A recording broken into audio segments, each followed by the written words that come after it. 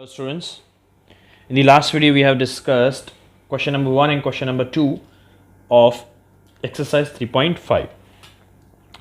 Let us start to discuss question number 3 of exercise 3.5. That is, which factors are not included in the prime factorization of composite number. तो यहाँ पे दो word है students, prime factorization and composite number. तो सबसे पहले हमें मालूम होना चाहिए कि प्राइम नंबर किसे कहते हैं और कंपोजिट नंबर किसे कहते हैं. ये मैंने आपको ऑलरेडी प्रीवियस वीडियोस के अंदर बताया है.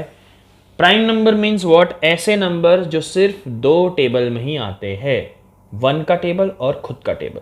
या तो इसको हम ऐसे भी बोल सकते हैं, a prime number which has only two factors, one and number itself. And composite number मतलब ऐसा नंबर जिसके दो से ज्यादा फैक्टर्स पॉसिबल है. फॉर एग्जाम्पल 2 की बात करें तो 2 के सिर्फ दो ही फैक्टर पॉसिबल है, 1 एंड 2. एक 1 और एक वो नंबर खुद. 3 है तो 1 और वो नंबर खुद. तो ऐसे नंबर को हम प्राइम नंबर कहते हैं. लेकिन 4 है तो 4 के फैक्टर क्या हो सकते हैं स्टूडेंट्स, 1, 2 एंड 4. तो दो से ज्यादा फैक्टर्स हो गए. क्लियर. तो ऐसे नंबर्स को हम बोलेंगे कंपोजिट नंबर. तो हमारा क्वेश्चन क्या है कि which factors are not included in the prime factorization of composite number. चलो कंपोजिट नंबर ले लेते हैं, सपोज 6. अब 6 के फैक्टर्स हम निकाले तो इसको हम कैसे लिख सकते हैं. हमने क्वेश्चन नंबर 2 में एग्जाम्पल दिखा था ना स्टूडेंट्स कि सपोज 60 था तो 60 के फैक्टर क्या हो सकते हैं, 2 और ये 30. क्लियर. चलो अब 2 का तो आगे नहीं होगा, 30 का आगे करें तो 2 और या तो 3 10 जा 30. चलो 10 का आगे 2 एंड 5. राइट. क्लियर है स्टूडेंट्स. तो देखो ये सारे प्राइम नंबर्स हो गए, 2 3 2 5. तो इसमें कौन सा हम फैक्टर्स जो है वो इंक्लूड नहीं करते, तो कौन सा आंसर आएगा स्टूडेंट्स, 1. बिकॉज 1 देख सकते हो आप हर एक नंबर में आता है, 61 के टेबल में आता है. यस, मैंने पहले भी आपको प्रॉपर्टी डिस्कस की थी कि 1 is the factor of every number.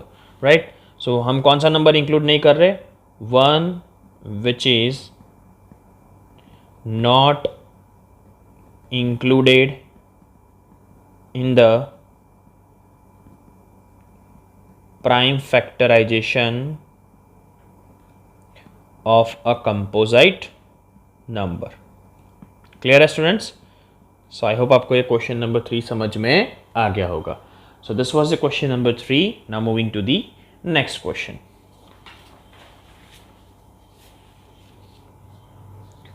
Question number 4 is, write the greatest 4-digit number and express in terms of prime factors. चलो हमें सबसे बड़ा 4 डिजिट का नंबर लिखना है.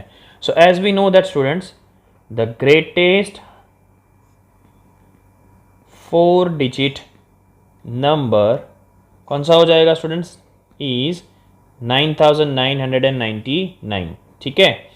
अब इसको हमें प्राइम फैक्टराइजेशन में कन्वर्ट करना है. तो चलो दो फैक्टर, इसको हम 3 से डिवाइड करें. चलो इसकी यहाँ पे डिविजिबिलिटी टेस्ट काम लगेगी. 2 से तो वो डिवाइड होगा नहीं. ठीक है. चलो 3 से डिवाइड करें तो 3 से इसको डिवाइड करेंगे. सो 3 3 ज़ा 9, ऊपर से एक 9 आया.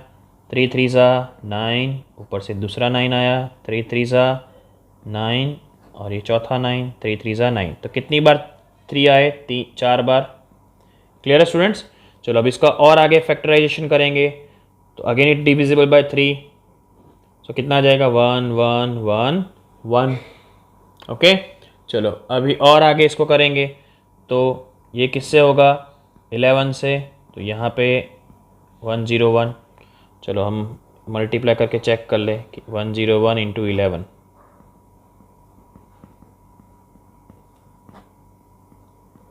क्लियर. सो ये हो गया. अब 11 का आगे फैक्टराइजेशन नहीं होगा और इसका भी फैक्टराइजेशन नहीं होगा. क्यों, because this are the prime numbers. तो इसके फैक्टर्स कौन से हो गए, देयरफॉर 9999 इज इक्वल टू क्या लिखेंगे, 3 multiply 3 multiply 11 multiply 101. So these all are the factors of 9999. Clear है students. So in this way you can factorize the any number. Clear. So this is the tree method to factorize any number. I hope आपको ये समझ में आ गया होगा। Prime factorisation का मतलब होता है ये सारे प्राइम नंबर से ही हम डिवाइड करेंगे, ठीक है। So this was the question number 4। Now moving to the next question.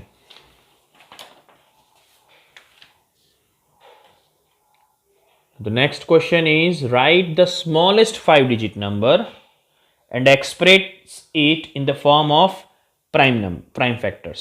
चलो तो सबसे पहले हम लिखेंगे the smallest 5-digit number is,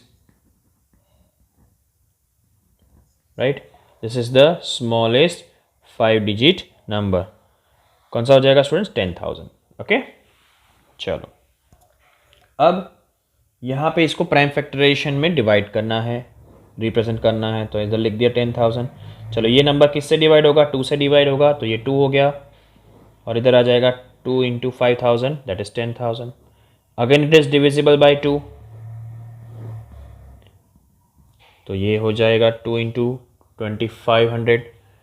again it is divisible bye, चलो यहाँ पे ऐसा लिख सकते हैं 2500 ज़ा, राइट। चलो 25 के हो सकते हैं, येस ऑफ कोर्स, तो 5 इंटू 500 का, again it is divisible by 2, 2 into 50 again divisible by 2 into 25, right. चलो 25 again it is divisible by 5। अब इसका आगे होगा नहीं, तो ये प्राइम फैक्टर्स क्या हो गया इसके? 2 2 5 5 2 2 5 5। क्लियर? सो कौन से प्राइम फैक्टराइजेशन हो गए इसके स्टूडेंट्स? 2 2 5 5 2 2 5 5। तो कितनी बार 2 है? 1 2 3 4 बार 2 और 4 बार 5। तो this all are the factors of 10,000। Clear है स्टूडेंट्स? सो आई होप आपको ये समझ में आ गया होगा। So this was the question number 5 of exercise 3.5. Now moving to the next question.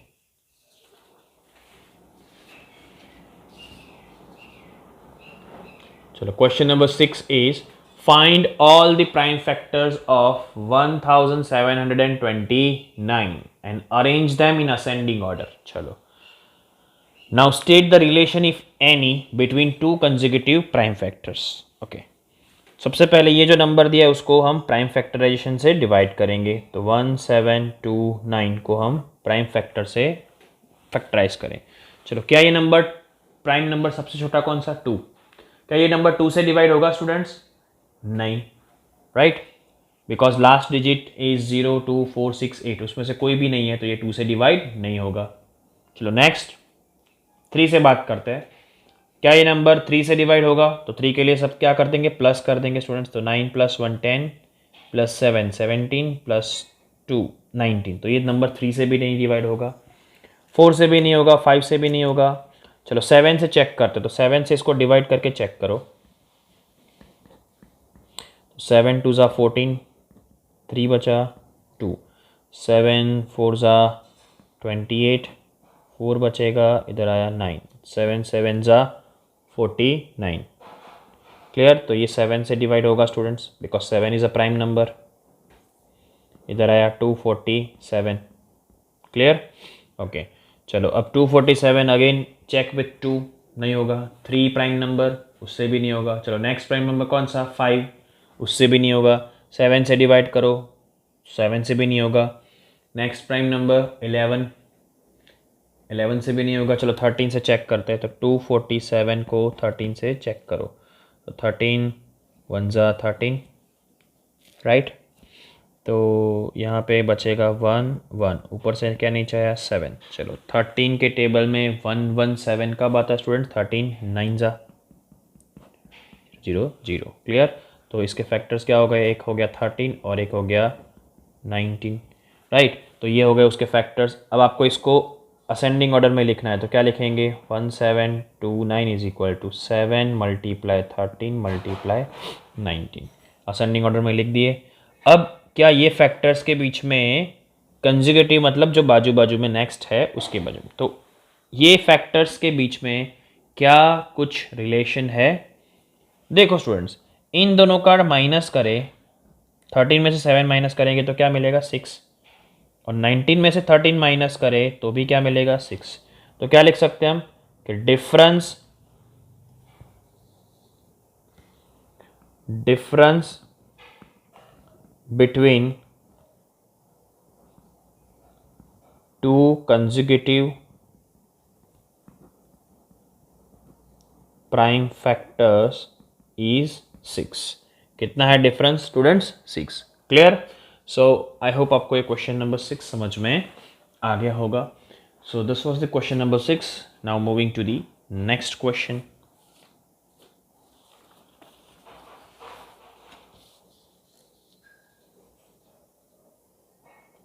Now question number 7 is the product मतलब multiplication. So the product of three consecutive numbers is always divisible by 6. Verify the statement with the help of some examples. Product of three consecutive numbers मतलब consecutive मतलब students एक के बाद एक, one by one. Suppose 1 है, उसके बाद next consecutive 2, उसके बाद नेक्स्ट कंसेक्यूटिव 3। सो यहाँ पे है द प्रोडक्ट मतलब multiply, three consecutive number is always divisible by 6। चलो अगर है तो कोई एग्जांपल लेके हम उसको सॉल्व करते। चलो 2 सपोज 2 से स्टार्ट करते हैं। तो 2 हमारा एक नंबर है, तो नेक्स्ट कंसेक्यूटिव नंबर क्या हो जाएगा 3, उसके बाद नेक्स्ट कंसेक्यूटिव नंबर क्या हो जाएगा 4। चलो 2 3 ज़ा 6, 6 4 ज़ा 24। क्या हम 24 को 6 से डिवाइड कर सकते हैं students? Of course yes, it is divisible by 6। तो इधर लिखेंगे इट इज़ डिविजिबल बाय 6। चलो और कोई एग्जांपल लेते हैं। चलो 5 ले, तो 5 इंटू 6 इंटू 7, जो भी नंबर आप लो उसके बाद के नेक्स्ट कंसेक्यूटिव नंबर्स लेने हैं। चलो मल्टीप्लाई करें, 5 6 ज़ा 30, 37 ज़ा तो 3 7 ज़ा 21, 210। क्या ये 210 6 से डिवाइड होता है? तो लेट अस चेक। 6 3 ज़ा 18, सो 6 3 ज़ा 18, 3 बचा, ऊपर से क्या नीचे आया 0, 6 5 ज़ा 30, राइट। सो इधर लिखेंगे it is also divisible bye 6। Clear है स्टूडेंट्स? सो आप कोई भी 3 कंसेक्यूटिव नंबर ले लोगे तो वो 6 से हमेशा डिवाइड होगा। क्लियर। उन तीनों का प्रोडक्ट करेंगे तो वो किससे डिवाइड होगा? 3 से डिवाइड होगा, सॉरी 6 से डिवाइड होगा। क्लियर है students? So this was the question number 7 of exercise 3.5। Now moving to the next question. चलो next question is question number 8, the sum of two consecutive odd numbers. Consecutive तो number है लेकिन कौन से? Odd number, is divisible by 4। Verify the statement with the help of some examples. दो odd consecutive number का plus हमेशा किससे divide होगा? 4 से। चलो लेट अस टेक एग्जांपल। चलो ऑड नंबर्स मतलब पहला ऑड नंबर्स मैंने ले लिया 3, तो 3 के बाद नेक्स्ट ऑड नंबर कौन सा आएगा स्टूडेंट्स? 4 ऑड नंबर नहीं है, 4 कौन सा नंबर है? इवन। तो नेक्स्ट ऑड नंबर आएगा 5। इन दोनों का प्लस करेंगे, 3 + 5 दैट इज 8। क्या 8 4 से डिविजिबल है? 8 को 4 से डिवाइड कर सकते हो? Of course yes. सो क्या लिखेंगे? It is divisible by 4। चलो कोई और नंबर ले लेते हैं, 13 + 15। चलो इसका एक प्लस करोगे तो भी कितना मिलेगा? 28। 28 भी 4 से डिवाइड हो सकता है, तो it is also divisible by 4। चलो कोई और नंबर ले लेते हैं, 5। तो 5 के बाद नेक्स्ट ऑड नंबर कौन सा है? 7। तो 5 + 7 दैट इज़ 12। क्या 12 को 4 से डिवाइड कर सकते हो? 4 3 ज़ा 12। So it is also divisible by 4। Clear. So this are the examples जिससे हमने ये प्रूफ किया कि दो ऑड कंसेक्यूटिव नंबर्स को अगर प्लस करेंगे तो वो हमेशा 4 से डिवाइड होगा, राइट। सो आई होप आपको ये क्वेश्चन नंबर 8 समझ में आ गया होगा। So this was the question number 8 of exercise 3.5। Now moving to the next question.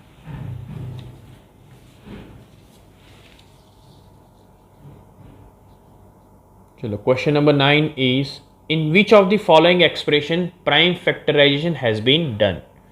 चलो यहाँ पे आपको 4 फैक्टराइज करके दिए हैं, इसमें से आपको बताना है किसमें प्राइम फैक्टराइजेशन है और किसमें नहीं है स्टूडेंट्स, राइट। तो फर्स्ट क्वेश्चन आपको ऐसा दिया है 24 is equal to 2 multiply 3 multiply 4। चलो प्राइम नंबर, प्राइम फैक्टराइजेशन मतलब क्या स्टूडेंट्स, प्राइम नंबर्स। तो क्या 2 प्राइम नंबर है? यस। 3 प्राइम नंबर है? Of course yes. बट क्या 4 प्राइम नंबर है? नो। तो इसमें प्राइम फैक्टराइजेशन नहीं दिया है, राइट। तो हमें यस और नो लिखना है।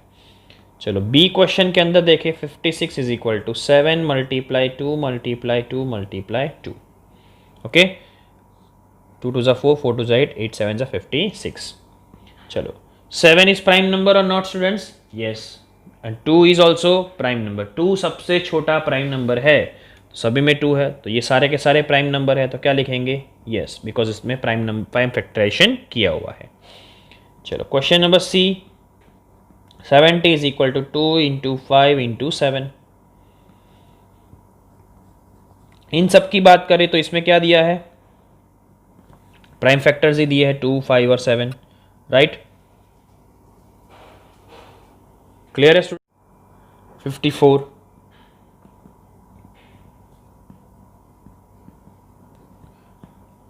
चलो यहाँ पे 2 प्राइम नंबर है, 3 प्राइम नंबर है, but 9 is not prime number because इसका आगे भी फैक्टर्स पॉसिबल है, राइट। सो इसका आंसर क्या लिखेंगे? No. Clear? So this was the question number 9 of exercise 3.5. Now moving to the next question. Question number 10 is determine if 25,110 is divisible by 45 or not. चलो यहाँ पे hint दिया students कि 5 and 9 are coprime numbers, तो test the divisibility of number by 5 and 9। हमने आगे भी questions देखे थे स्टूडेंट्स कि उसमें कोई नंबर अगर 6 से डिवाइड होता है, इसका मतलब क्या, वो 2 और 3 से डिवाइड होगा ही होगा। 2 और 3 दोनों से डिवाइड होता है, मतलब 6 से डिवाइड होगा। क्लियर है स्टूडेंट्स? तो यहाँ पे 45 जो है, तो 45 यानी क्या, 5 9 जा, तो हम 5 से अगर कोई ये नंबर डिवाइड होता है और 9 से भी ये नंबर डिवाइड होता है, तो ये नंबर डेफिनेटली 45 से होगा। तो सबसे पहले हम क्या चेक करेंगे कि ये नंबर 5 से डिवाइड होता है कि नहीं और 9 से डिवाइड होता है कि नहीं, right. So 25,110 is it divisible by 5? चलो 5 की डिविजिबिलिटी टेस्ट क्या थी स्टूडेंट्स, कि लास्ट डिजिट क्या होना चाहिए, 0 या तो 5 होना चाहिए। इसमें लास्ट डिजिट क्या है, 0। सो क्या लिखेंगे, unit digit of 25,110 is 0, so it is divisible bye 5, right. चलो ये 5 से तो डिवाइड होता है। अब 9 के लिए चेक करेंगे, तो 9 के लिए कैसे चेक करते हैं स्टूडेंट्स, सबका क्या कर देंगे, प्लस, तो 2 + 5 + 1 + 1 + 0। चलो 2 + 5 7 8 9, इट इज डिविजिबल बाय 9। क्या 9 9 से डिवाइड होता है? यस। तो क्या लिखेंगे, 25,110 is divisible by 5 and 9 both, therefore it is divisible by 45। Clear? सो ये अगर 5 और 9 दोनों से डिवाइड होता है, तो ये 45 से डिवाइड होगा। क्लियर है students? So this was the question number 10 of exercise 3.5। Now moving to the next question.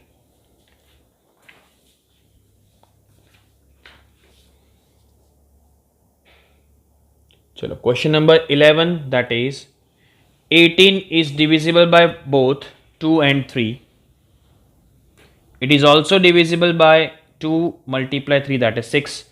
18 जो है वो 2 से भी डिवाइड होता है और 3 से भी डिवाइड होता है। तो इसका मतलब अगर कोई नंबर 2 और 3 दोनों से डिवाइड होता है, तो वो 6 से भी होगा। Similarly a number is divisible by both 4 and 6। अगर कोई नंबर 4 और 6 दोनों से डिवाइड होता है, so can we say that that number must also be divisible by 24? अभी हमने आगे देखा कि 45 था, राइट, हमें चेक करना था कि 45 से डिवाइड होता है या नहीं। तो उसमें अगर कोई नंबर 9 या 5 दोनों से डिवाइड होता हो तो वो 45 से होगा, राइट। तो यहाँ पे भी ऐसा ही दिया है कि अगर कोई नंबर 4 और 6 दोनों से डिवाइड होता है तो वो क्या डेफिनेटली 24 से होगा। If not then give an example to justify your answer. अगर स्टूडेंट्स बड़ा नंबर है तो वो डेफिनेटली हो सकता है, लेकिन अगर छोटे नंबर की बात करें, let us take some example, that is 12. So 12 is divisible by 4 and 6. 12 जो है 4 से डिवाइड होता है, मतलब 4 3s are 12 and 6 2s are 12, but it is not divisible by 24. क्या 12 को 24 से डिवाइड कर सकते हो स्टूडेंट्स? नहीं। 24 को 12 से डिवाइड कर सकते हैं, बट 12 को 24 से नहीं कर सकते, right. So it is not divisible by 24. So this is the answer. ये एक एग्जांपल ऐसा है कि जो एक्सेप्शन केस है, जो 4 और 6 दोनों से होता है बट 24 से नहीं होगा। क्लियर है students? So this was the question number 11 of exercise 3.5. Now moving to the next question.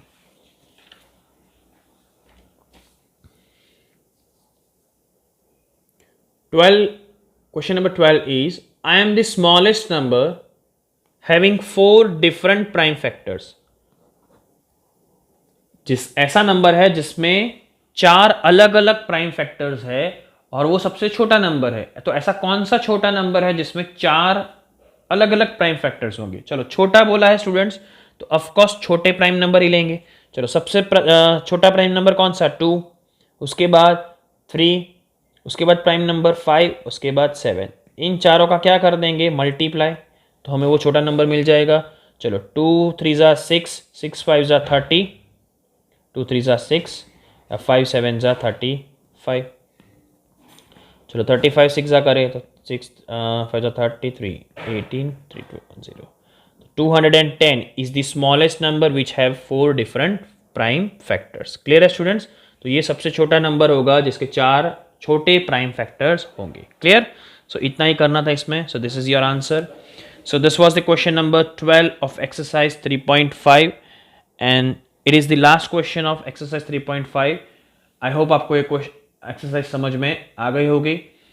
Just like this video, share it with your friends and subscribe my channel if you are new on this channel. Thank you.